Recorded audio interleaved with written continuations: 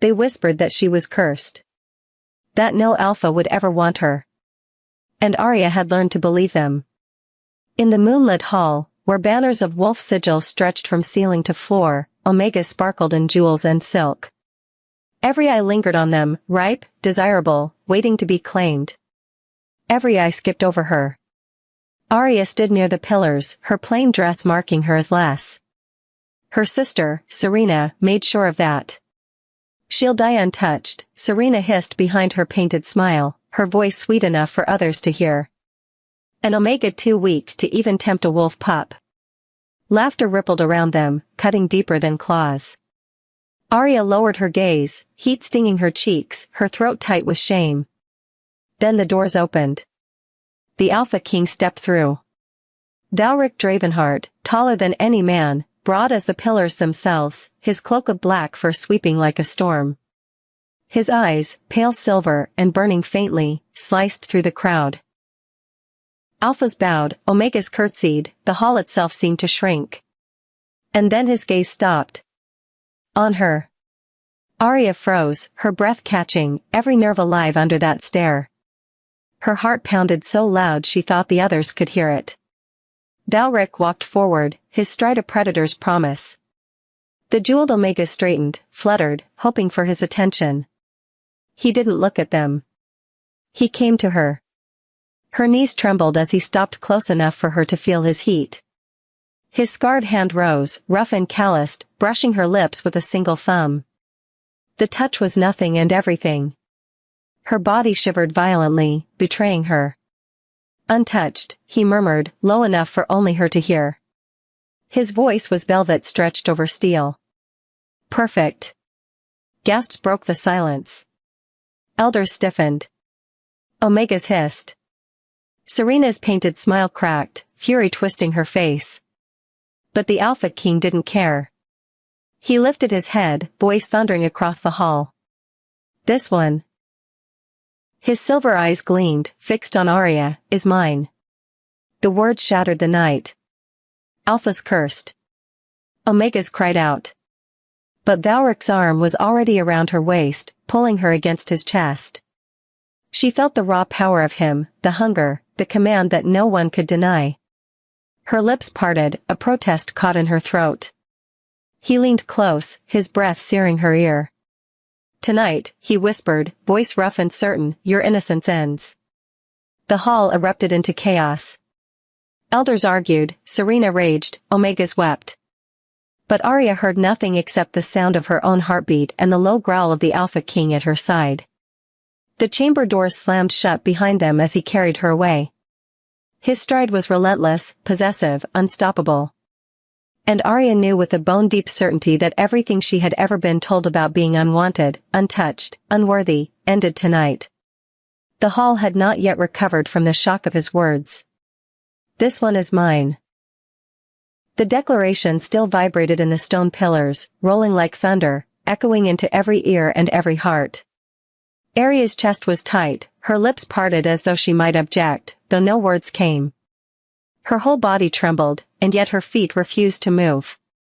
The Alpha King's hand still lingered on her jaw, the rough pad of his thumb brushing across her trembling lips as if he had already sealed his vow in the eyes of the pack. Gasps rippled through the gathered nobles, some in awe, others in outrage. Elders whispered furiously behind their jeweled rings, their voices sharp as knives. But none of them mattered. Not in that moment. Only him. Dowrick Dravenheart towered above her, his silver eyes glowing faintly, hunger glinting in their depths. He did not speak again. He did not need to. His silence carried more power than the protests of 100 wolves. Arya's sister, Serena, broke first. "She?" The word snapped through the silence like a whip. "The untouched? The plain one?" Her voice dripped with venom, her gown shimmering as she shoved through the circle of Omegas, fury blazing in her painted eyes. "She's no queen. She's nothing. A mistake." The hall erupted into uneasy murmurs, but Dowrick did not flinch. He didn't even spare Serena a glance. His gaze remained locked on Arya, pinning her in place, holding her captive in the weight of his possession. And then he moved. The Alpha King's hand closed around Arya's wrist. His touch was not gentle, but neither was it cruel. It was absolute. She gasped as he pulled her forward, the silk hem of her plain dress whispering across the marble. The crowd parted instantly, as though the press of his will shoved them aside. "Your Majesty!" Serena's voice cracked in outrage, but Valric turned his head, his voice deep and final. "Silence." The word was an alpha command, laced with power.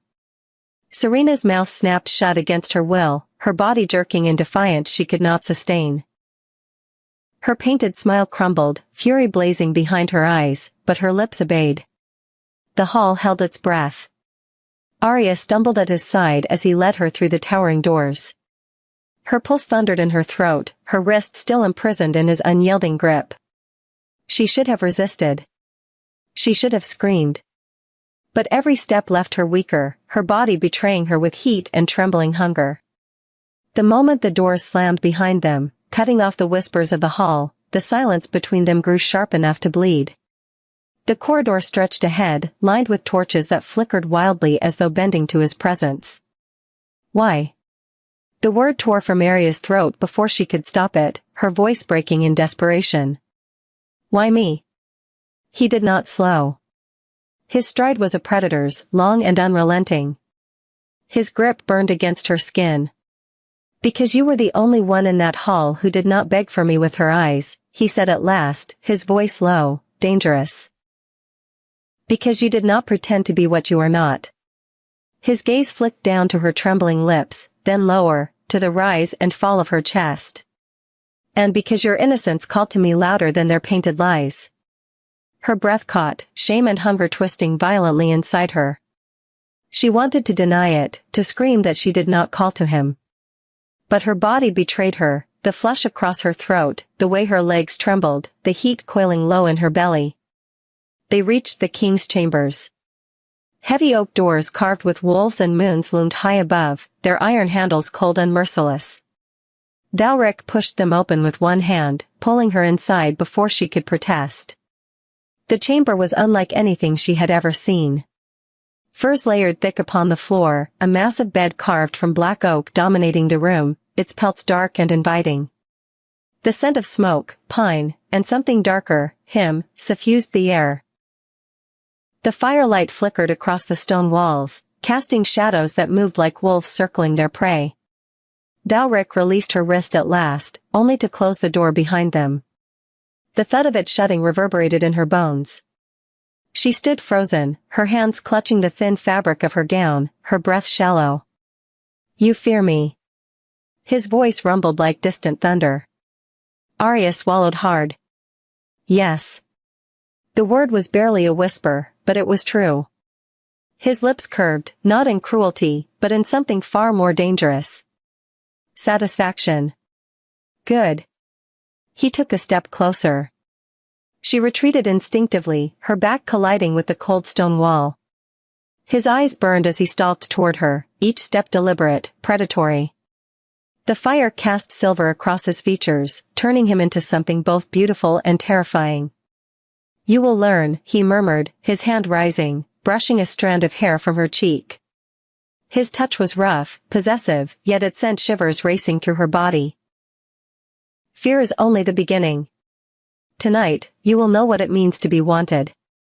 Her breath fractured. The heat of his nearness burned hotter than the fire behind him. Her body trembled, caught between terror and something darker, an ache she had never dared name. His thumb dragged slowly across her bottom lip, lingering there, pressing just enough to make her gasp. His eyes darkened, his voice a growl. "Say it." Her lips parted helplessly. "Say, what?" "That you are mine." The word stole the air from her lungs. Her pulse hammered in her throat, her body screaming for escape even as her soul leaned closer. She shook her head weakly, tears pricking her eyes. I can't." Valric's hand closed around her jaw, tilting her head back until she was forced to meet his blazing silver stare. "You will." His voice was a vow, deep and final. His lips hovered above hers, so close she could feel the heat of his breath. You already know it. You've known it since the moment I looked at you. Her knees weakened. Her heart thundered. And for the first time, she realized, terrifyingly, undeniably, he was right. The Alpha King claimed her not with words, but with silence that pressed heavier than chains. And as his lips finally descended, claiming hers in a kiss that burned like fire and possession, Arya understood her world would never be the same. Dawn did not arrive with gentleness. It arrived with trumpets. The sound woke Arya from broken sleep, the echo of it reverberating through the guest chamber walls. She sat upright, breath catching, palms damp, as though the noise itself was a summons for her alone. Outside, the courtyard stirred, the thud of boots, the howl of hounds, the scrape of banners unfurled. A kingdom preparing for its daily rhythm. But inside her chest, the rhythm was chaos. She pressed her hand to her throat, half expecting to feel a mark there, proof that the night had claimed her in truth. Nothing. Only skin, warm, unbranded. Relief should have come. It didn't. The door knocked once.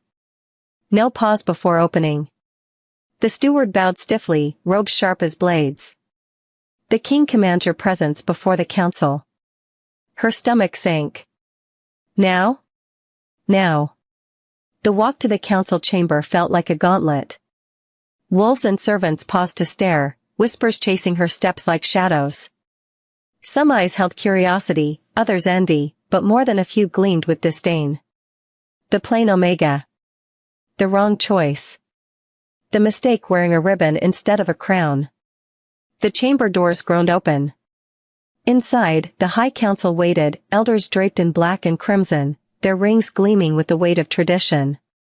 Serena was there too, at the far end, her smile sugar-laced poison. And Valric. The Alpha King stood at the center, no crown on his brow, yet he wore power like a second skin. His silver gaze found Arya the instant she entered, steady, unyielding. He didn't move to her side. He didn't offer his hand. He let her walk the stone floor alone, the echo of her steps louder than the whispers. Arya Valen. The eldest counselor's voice was dry parchment. You are summoned to answer a question of worth. Her throat tightened. Worth? The elder's gaze cut sharp. The worth of the king's claim. A murmur rolled through the room. Serena's painted lips curved wider, her eyes gleaming like a cat before milk. Arya swallowed, fighting the tremor in her hands. She wanted to look at Valric, to draw strength from the unshakable steel in his stance. But his silence pinned her in place. He was watching, not saving. The elder's voice droned on. Tradition demands a chosen Omega possess three things: bloodline, skill, and submission. You carry none. Your bloodline is common. Your skill is untested. Your submission, his eyes narrowed, questionable. Heat flamed Arya's cheeks. She should have bowed. She should have begged. But something inside her cracked instead. I have blood, she said, her voice steadier than she felt. The same as you. The same as any wolf who bleeds when cut. A ripple of shock stirred the chamber. She pressed on, breath quick, words reckless. My skill may not be practiced in halls of silk, but I have mended wounds, carried wood, fought hunger with my own hands. Tell me which of your daughters could do the same. Serena hissed, her voice sharp. You dare. I dare, Arya snapped, louder than she meant, her own boldness startling her. Because I am tired of being less to make others more. The hall stilled. Even the elder faltered and used to defiance in so plain a voice. And then Valric spoke. She has teeth, he said, his voice low but carrying, his silver eyes locked on her. A slow, dangerous smile curved his mouth. I like them. Gasps. Outrage. Murmurs clashed like blades. Serena's face blanched beneath her paint, her smile cracking at last. Valric lifted his head, his growl threading through his words. You measure queens by submission. I measure them by spine. And this Omega stood in your hall without bowing, without begging, without breaking.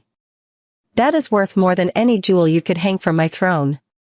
The elder tried to object, but his voice faltered against the weight of the king's command. Dowrick strode forward, every step reverberating through stone. He stopped before Arya, his hand rising to tilt her chin, not roughly, but deliberately, so every eye in the chamber saw her lifted. Look at her, he thundered. And tell me she is not mine. Silence. No elder dared answer. Serena's nails scraped her gown, fury radiating off her, but even she swallowed her words. Dowrick turned, his gaze sweeping the chamber like a storm. This is no trial. This is the beginning. And if any here doubts her place, step forward now, so I may bury the doubt with your bones. No one moved. The chamber bowed, some out of respect, others out of fear. But all bowed. Arya stood frozen, her breath shallow, her pulse a wild drum. Dowrick's hand still lingered beneath her chin, his silver eyes burning down into hers. You asked why, he murmured, low enough only she could hear. That is why. Her heart jolted. Heat bloomed in her chest, too sharp to be called comfort, too consuming to be called fear. And in that moment, surrounded by enemies, watched by wolves who wanted her ruined, Arya realized the truth. The Alpha King hadn't just claimed her. He had made the world bow with her name in his mouth. The judgment did not end in the council chamber. It never did. By dusk, the summons came again, this time by horns, their mournful cry echoing through the fortress like the voice of the moon itself. Wolves gathered in the outer circle, a ring of stone and earth where pack law was older than crowns. Fires blazed high in iron braziers. The air reeked of smoke, fur, and blood from trials past. Arya stood at the circle's edge, her plain dress whipping in the wind, her stomach coiled tight as rope. Eyes were everywhere, hungry, skeptical, cruel. Elders perched on stone thrones at the rim, Serena gleaming among them like a jeweled viper. And at the center, Dowrick Dravenheart waited. He had stripped the cloak of kingship for leather and scars, his silver eyes burning beneath the moon. When he looked at her, it was not as a savior. It was as the circle's keeper. The law is simple, an elder intoned. If the king claims her, the pack must test her. She enters the wolf circle. She stands. She endures. Or she breaks. A low growl rippled through the gathered wolves, their eyes gleaming with anticipation. Some wanted her to fail. Others wanted to see if she might surprise them. All of them wanted blood. Arya's throat went dry. She wanted to run. Every instinct screamed at her to flee into the forest, away from the circle, away from the eyes that waited to devour her weakness. But Dowrick's gaze pinned her, silver and unyielding, a chain without touch. She stepped forward. The crowd erupted in hells. The circle closed. From the shadows, a wolf lunged, huge, black-furred, eyes burning amber. Arya gasped, stumbling back as its fangs snapped inches from her arm. The elders watched, stone-faced. Serena's smile glinted like steel. She had no weapon. No claws. No strength to match the beast that circled her. Only breath. Only fear. And then she remembered his words, you did not beg.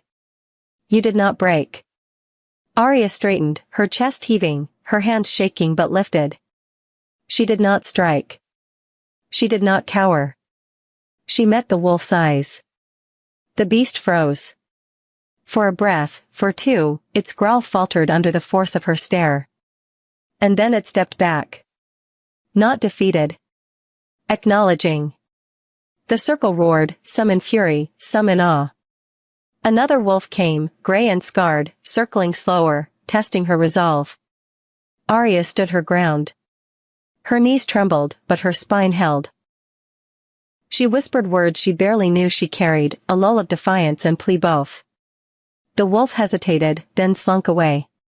By the third, she was shaking so violently she thought she would collapse. By the fourth, her throat was raw from silent screams swallowed down. And by the fifth, when a white-furred beast lunged so close its fangs grazed her skin, she thought it was over. But she did not run. And when she raised her head again, her voice, though breaking, rang out across the circle. I will not break for you. I will not bow for you. I am not less. The words silenced even the fire. The wolves drew back. The elders shifted uneasily. Serena's painted lips trembled, just for a heartbeat, with something she had never worn before, doubt. Dalric stepped forward at last, his presence filling the circle, his voice a growl that rolled through bone. She stood, he thundered. She endured. And if one dares call her less, step forward now, so I may feed your tongue to the fire. No one moved. The circle bowed. Arya collapsed to her knees, not from weakness, but from the storm that had finally left her body. Her chest heaved, her palms bled where her nails had bitten skin, but she was alive. She had not broken. Dalric came to her then, lifting her with one hand beneath her arm, his silver eyes burning as he leaned close enough that only she heard. They will remember this night, he whispered. Not because you are mine, but because you proved you are yours. Her heart jolted. Tears burned her eyes. And for the first time, beneath the weight of crown and claw, Arya felt something stronger than fear. She felt fire. The firelight of the wolf circle still clung to her skin when Arya was led back through the fortress gates. Her legs barely carried her, her hands ached from claw marks left by her own nails, and her chest heaved as though she had run miles through snow. The pack didn't cheer. They didn't embrace her victory. They only watched. Some with suspicion, some with hunger, many with resentment. It was not enough that she stood, some wanted her broken to fit their story of her. Others wanted her failure so they could scorn her openly. But no one could say she bowed. Dalric walked beside her. He didn't touch her, didn't steady her, though every stumble threatened to fold her to the floor. He didn't need to. His presence was weight enough, his shadow shelter and pressure both. When they reached the king's chamber, the doors slammed closed behind them. Only then did Arya collapse into the furs by the fire, every nerve trembling. Her lungs dragged in air as though drowning, her body cold with the sweat of fear. Why didn't you stop them? She gasped, her voice raw. Why did you let them circle me like prey? Dalric stripped the leather from his arms, scars glinting in the firelight. His silver gaze fixed on her, unblinking, sharp as blades. Because prey that runs dies, he said simply. And queens that cannot stand fall. I will not rule beside someone who bends at the first howl. Her throat tightened, shame and fury wrestling inside her. So you would have let them tear me apart? I would have killed them if they had, he growled, voice rough. But I needed them to see. I needed you to see. Arya shivered, clutching her plain dress tighter around her. I hate you, she whispered, though the words rang hollow even in her own ears. Dalric's lips curved, not in cruelty but in something darker. No. You hate the fire I woke in you. You hate that you survived and can no longer believe the lies they fed you. Her heart thundered. His words carved too close to truth. He crouched before her, his scarred hands braced on his knees, his silver eyes glowing like stormlight. Tell me, he murmured. When the wolf circled, what did you feel? She shook her head, fighting tears. Fear. Shame. Like I was nothing. And yet you stood. His voice rumbled low. That is what makes you mine. Her breath fractured. The way he said mine made something inside her coil tight, a heat she didn't want to name. She tore her gaze from him, staring into the fire. But Dalric leaned closer, his mouth near her ear, his growl vibrating through her bones. Say it. Say you are not less. Her lips trembled. The words caught in her throat. His hand closed gently but firmly around hers, guiding it to press flat against his chest. His heart thudded beneath her palm, steady and strong. Feel that? That is a king's heart, and it beats faster when you speak. Do not call yourself nothing in front of me again. her tears finally spilled. She hated him for making her cry, and yet her body leaned closer, her breath catching in the heat of his nearness. Then the knock came. The chamber doors creaked open. Serena slipped inside, her jeweled gown trailing, her painted lips curved in false sympathy. "My poor sister," she purred, her voice sharp enough to cut silk. Thrown into the circle, forced to face beasts she had no chance of defeating. "What cruelty, Majesty." Arya stiffened, wiping her tears quickly. But Valric did not turn. He didn't even rise. His voice cut through the chamber like a blade. "Leave." Serena faltered, her smile flickering. "I only meant to." "Leave," he thundered, his silver eyes finally flashing to her. Power rolled off him, a growl wrapped in command. Serena's body jerked as if pulled by invisible chains, her lips sealing against her will. Fury burned in her eyes, but she curtsied stiffly and retreated, her gown hissing across the stone. When the doors shut, silence returned, heavy and hot. Valric turned back to Arya. His hand still held hers against his chest. His eyes burned, not soft, never soft, but unwavering. "They will come for you again," he said. "Your sister. The elders. Anyone who fears what you are becoming. But they will learn." His voice dropped, rough as gravel. "You are mine. And they cannot touch what is mine." Arya's breath caught, her heart hammering against his. She wanted to deny it, to push him away. But deep inside, beneath the fear and fury, a spark glowed. The spark that had carried her through the circle. The spark that was no longer afraid of burning. And for the first time, she wondered if surviving him would be harder than surviving the wolves. The fortress never truly slept. Even in the deep hours, footsteps whispered across stone, voices hushed in corners, and eyes followed shadows. But after the wolf circle, it seemed every whisper carried Arya's name. She heard it when servants passed, when guards shifted their posts, when elders murmured behind carved doors. The plain one. The mistake. The king's folly. And louder still, the unworthy Omega who dared stand where queens were made. By morning, those whispers had teeth. Arya stood in the dining hall, where long tables overflowed with food meant for warriors and lords. Banners draped high above, sunlight piercing through slits in the stone. She had not wanted to come, but the steward insisted. "The pack must see you." So she stood, alone at the edge, clutching a cup of water like a shield. Then Serena appeared. Her sister glided in with silk clinging to her frame, her hair braided with gold, her lips painted a crimson smile. She moved as if the hall were her stage, each step designed to catch every eye. And every eye followed. "Arya," Serena purred, loud enough for the nearest tables to hear. "You survived last night." She tilted her head, her voice dripping sweetness. "I suppose even the weakest candle can flicker in a storm." Laughter rippled down the table. Arya's grip on her cup tightened. Heat crawled up her neck, shame searing hotter than fire. She wanted to leave, to run, but Serena wasn't finished. Of course, her sister continued, circling closer, standing still while Wolf's circle is hardly triumph. A queen must lead. A queen must command. And you, her eyes glinted, cruel and cold. You tremble. A servant stumbled into the hall then, carrying a tray of silver goblets. Serena's hand shot out, graceful as a dancer, plucking one. She raised it high, voice ringing out. "To the king's new Omega." The hall erupted in mocking cheers, the sound like claws scraping bone. Wolves pounded the tables. Some lifted their cups. Others jeered. Arya froze. Her chest heaved, her pulse racing so hard she thought it would tear her apart. She wanted to sink into the stone, disappear into the cracks. Then, the door slammed open. Valric entered.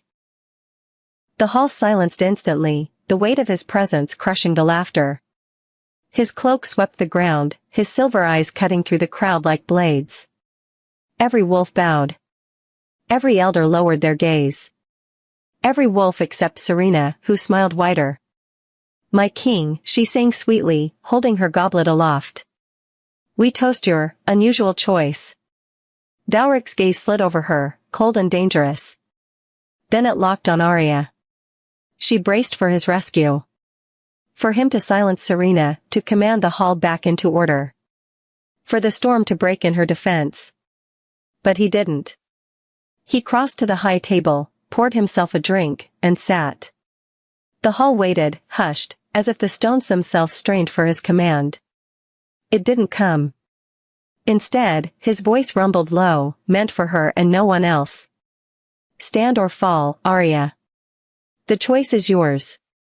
Her blood went cold. He wasn't saving her. Not this time. Serena's smile sharpened. "Well, sister? Do you have a queen's voice? Or only silence?" The hall leaned in. Dozens of eyes pierced her. Heat clawed her throat, her palms slick with sweat. Fear twisted her ribs. But beneath it, fire. She stepped forward. The scrape of her chair echoed like thunder. Her cup shook in her hand, but her voice did not. "You toast me as unusual," she said, loud enough for all to hear. "But perhaps the king is wiser than you. Perhaps he chose the one no one expected, because crowns are not won by glitter and lips painted red. They are won by those who endure when wolves bare their teeth." The hall stilled. Arya lifted her cup high. Her hands trembled, but her gaze didn't falter. "To endurance," she declared.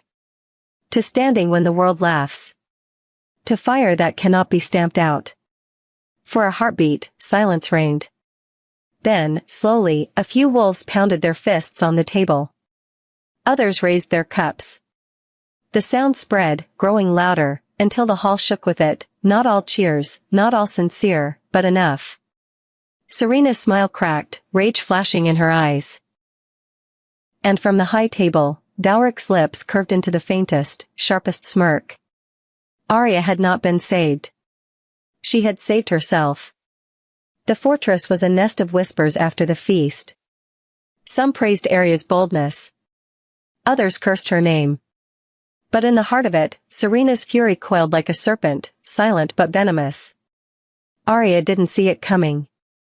That night, the steward's knock carried urgency. "My lady, the council calls for you. They say the king requests your presence." Her pulse jumped. Why would Dowrick summon her through others, and not come himself? Doubt pricked at her ribs, but she followed anyway, the steward's lantern cutting shadows along the corridor. The path was unfamiliar, downward, away from the throne halls, deeper into the fortress's bones. Stone grew damp, air thick with moss and rust. The steward's pace quickened. "This isn't the council chamber," Arya whispered. The steward didn't answer. He stopped before an iron door, unlocked it, and pushed her inside. The slam of metal echoed. The lock turned. Arya spun, heart hammering. "Wait. Where?" But the steward was gone. The chamber was dark, lit only by a guttering torch. The air reeked of blood and wet fur. A sound rumbled in the shadows, a growl, low and guttural. Her breath froze. A wolf emerged. Massive, scarred, its amber eyes gleaming with hunger. Chains rattled at its ankles, but not enough to keep it back. This wasn't one of Dowrick's trained sentinels. This was a half-feral beast kept for punishment. Arya stumbled back, her palms scraping cold stone. Panic roared through her veins. Serena's trap was clear now. If she fled, they would call her coward. If she fought, she would be torn apart. Either way, Serena would win. The wolf lunged. Arya screamed, ducking as claws slashed the air above her head. She hit the ground hard, ribs jolting, breath torn from her lungs. The beast turned, snarling, saliva dripping from its jaws. Her mind shrieked, run, hide, beg. But then something inside her shifted, the spark from the wolf circle flaring again. Her fear tasted different now, hot, sharp, alive. She scrambled to her feet, gripping the fallen torch. Firelight wavered wildly, but she raised it high, voice breaking but loud. I am not prey. The wolf hesitated, flame flickering across its eyes. It paced, growling, uncertain. But the chains rattled again. The beast lunged a second time, jaws snapping just short of her arm. The torch clattered to the ground. Darkness swallowed the chamber. Her chest seized. Her body froze. She could feel the beast's breath against her skin, the scrape of claws inches from her throat. And then, the door exploded inward. Dalric filled the frame, silver eyes blazing like molten steel, his wolf so close to the surface his pupils thinned to slits. He moved faster than thought, claws tearing through the shadows. The wolf snarled, lunged, but Dalric met it head-on. Steel and fur collided, the crack of bone echoing as he slammed the beast into the wall. His growl shook the chamber, feral and merciless. The wolf thrashed once, twice, then stilled under his grip. For a moment, the only sound was ragged breathing, hers, his, the dying rasp of the beast at his feet. Arya pressed against the wall, her body numb, her knees trembling so violently she thought they might give out. The torch sputtered weakly on the floor, throwing shadows that danced like ghosts around them. Dalric turned, chest heaving, silver gaze locking on her. Fury radiated from him, not at her, but at the room itself, at the invisible hands that had dared place her here. His voice was a snarl, raw and terrifying. Who put you here? She couldn't speak. Her lips parted, but only air came. He crossed the chamber, claws still extended, his shadow swallowing hers. He gripped her arms, not gently, not cruelly, but with the desperation of a man holding something he almost lost. Who, he demanded again, voice trembling with rage, put you here? Her answer broke like glass. Serena. The word lit the fire in his eyes to an inferno. His wolf surged so close she thought he might shift and tear the fortress down with his bare hands. He pulled her against him, his chest a storm of heat and fury. His growl vibrated against her bones, each word dripping with the promise of violence. She will beg, he rasped into her hair. Before the moon is high, she will beg for mercy she will not receive. Arya trembled in his hold, torn between terror and the fierce relief of being found. Her heart beat wildly against his chest, and though she wanted to deny it, a truth crept in through the fear. The serpent had struck. And now, the king would bare his fangs. Morning dragged the fortress into a hard gray light, and with it came the summons that felt like a blade pressed to the throat. The great court filled. Warriors with fresh scars, elders wrapped in old laws, servants who should not have been there but were, because rumor moves faster than command. Arya stood at Balric's side, the bruised half-moon on her wrist a private reminder of the iron door and the thing chained behind it. She didn't want a throne right now. She wanted the truth pulled into daylight and made to look her in the eyes. Dalric entered like a storm that had learned to walk. He didn't take his seat. He went to the center stones, dropped a length of iron chain with a ringing clang, and spoke so quietly the hall leaned forward to hear him. Someone led my maid into a cell and loosed a half-feral wolf on her. His gaze swept the crowd, silver bright, unblinking. Bring the steward. They dragged the man in shaking. The smell of fear rolled off him. He tried to kneel, tried to speak, but words fell apart in his mouth. Dalric didn't roar. He didn't need to. Who gave the order? Forgive me, my king, the steward stammered. A lady of the court. She told me the council required the Omega's presence. She said the door would be guarded. His eyes flicked toward the pillars, away, back again. She wore a crescent ring. Sapphire. She told me to hurry. Crescent. Sapphire. There was only one woman who loved that color like a mirror. Murmurs rippled like wind across grass. Arya felt the court shift, all those watchful eyes moving as one toward the side aisle. Serena walked out of the shadows as if they belonged to her. Hair twisted in glossy coils. Gown like liquid night. Smile small and almost gentle, which was how you knew to be afraid. Brother, she said to Valric, as if they shared blood. How heavy that chain looks on the stone. Let us be careful where we aim our anger. The court breeds enemies as quickly as it breeds rumors. Arya felt the first heat of anger, but under it something steadier rose, resolve, not rage. She stepped forward before Valric could. You chose the cell, she said, voice even. You chose the wolf. Why? Serena tilted her head, a bird deciding whether the hand held seeds or snare. Omega, you mistake me. She raised both palms, bare of rings now, clever as always. I would never risk the king's property.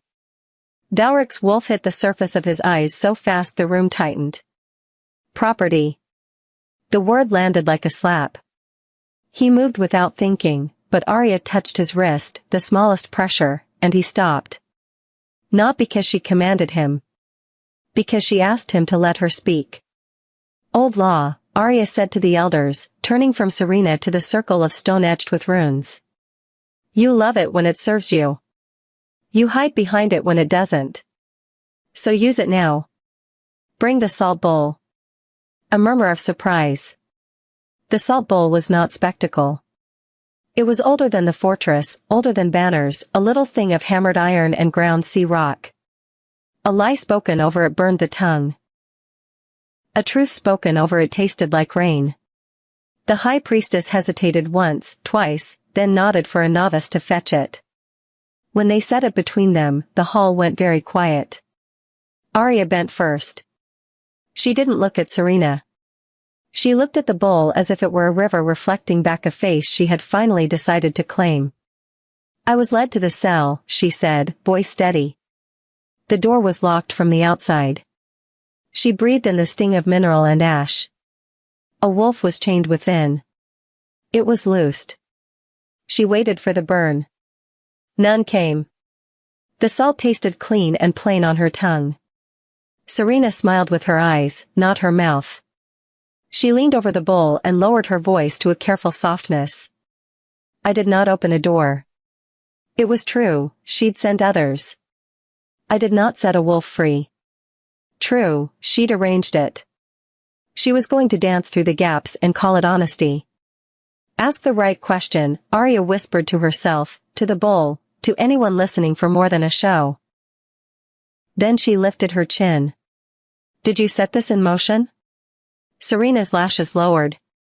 For a breath, Arya saw the girl under all the polish, the one who had learned early that attention and safety were twins if you held them right. Serena leaned to the salt. No, she said, and for a half heartbeat the hall believed her. Her head snapped back like she'd kissed boiling water. She choked, hand flying to her mouth. A harsh red line crossed her tongue where the salt had bitten truth from skin. The elders flinched. Even the priestess rocked back, shocked despite herself. Valric's voice turned to Winter. Down. Serena did not kneel. She straightened, swallowed, and smiled through the pain.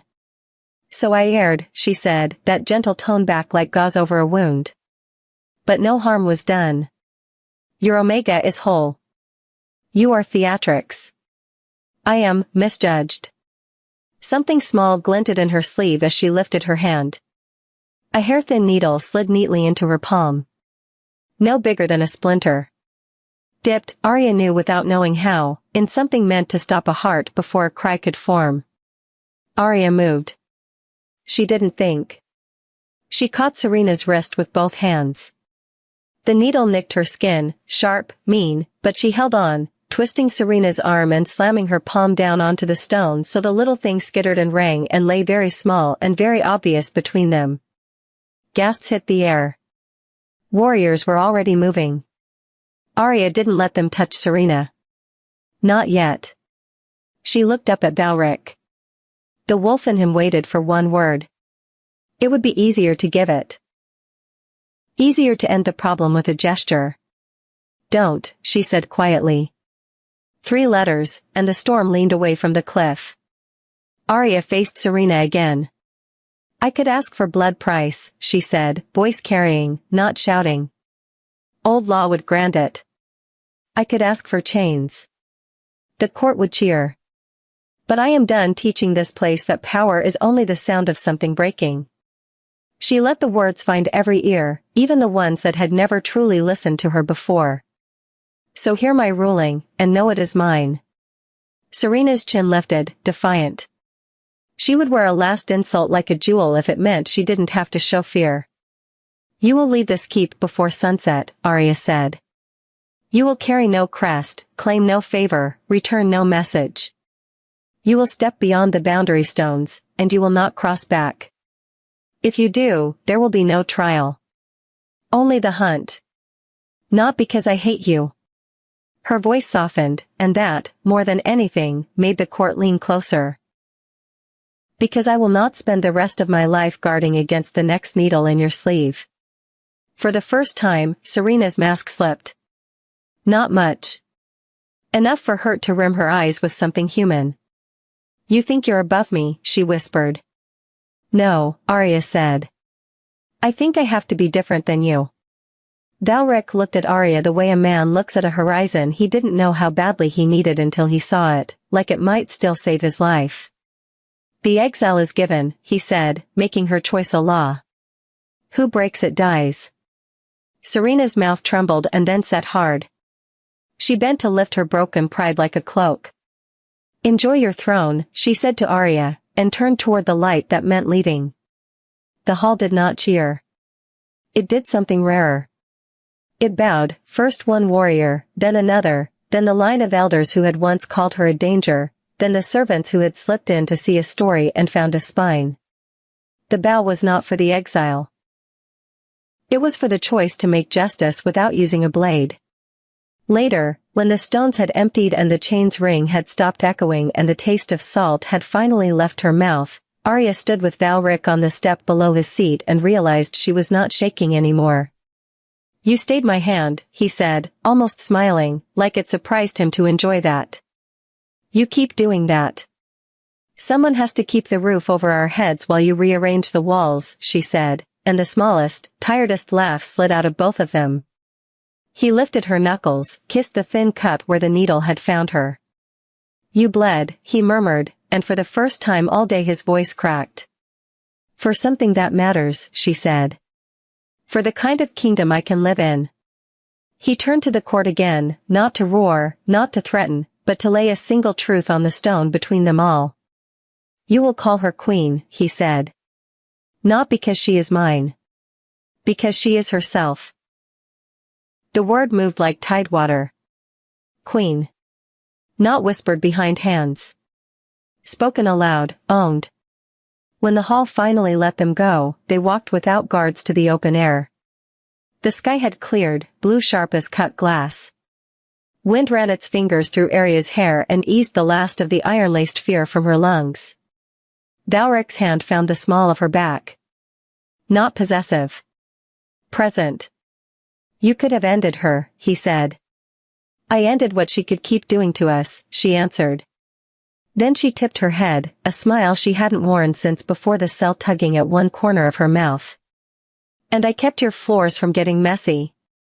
He huffed out a breath, something that wanted to be a laugh and a prayer at the same time. Come nightfall, he said, gaze softening, the howls will carry your name.